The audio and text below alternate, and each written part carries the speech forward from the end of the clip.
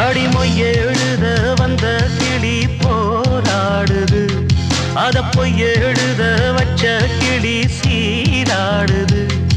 இதில் யார சொல்லி குத்தம் என்ன, எல்லாம் நேரம்தான். அடி உன்னோடு சேராவிட்டால் என்றும் பாரந்தான்.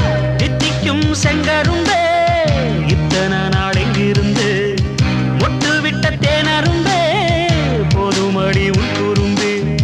விட்ட குறையோ தொட்ட குறையோ இந்த உறவு என்ன முறையோ.